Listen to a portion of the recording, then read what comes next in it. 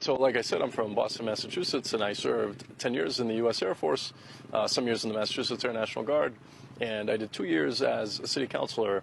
And when I got involved in politics, I zoomed out into the international level of politics, and you really kind of stop and pause and think about what's going on here, and you feel like you have to do something about it. So I came in January, I spent some time in Moscow, then I came to Donetsk. I was in contact with some of the folks in Pyatnashka, the International Brigade in Donetsk, and I served there for 3 months.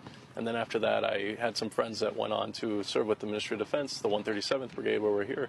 And they said, well, come on, it's great. And so I decided to join them, and here we are. What I say to that is the United States and Russia are not at war.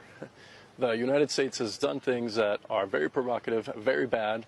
It's been involved in other people's politics, other nations' interests, and should not be doing that.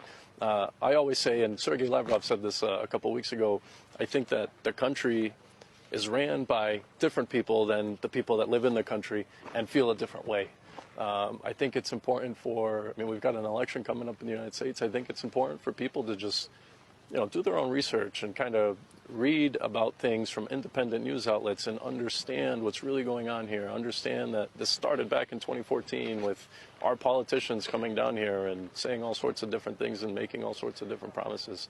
And this doesn't represent the true interests of the American people. It's not, what benefit is it for the United States to have multi-million-dollar tanks rolling down here trying to kill people, missiles firing at a beach of innocent people? What interest is that? F-16s, there's no interest to that. Our country's trillions of dollars in debt. Our country's collapsing. It's falling apart. And, it's just not, in my opinion, representative of the real interests of the American people. So when I hear that question, I don't consider myself a traitor. The United States and Russia aren't at war. And, in the future, I think that the people that caused this in my country should be held responsible for what they've done, and we can have some sort of friendship between Russia and the United States. Where was the outrage? You think about the horrible attack that happened on the beach. Where was the outrage of the terrorist attack that happened? Where was the outrage? I read in the attack in Kursk that just happened. It's a terrorist attack. A 28-year-old pregnant woman died. I think we've all seen that. Where's the outrage in the Western press for that?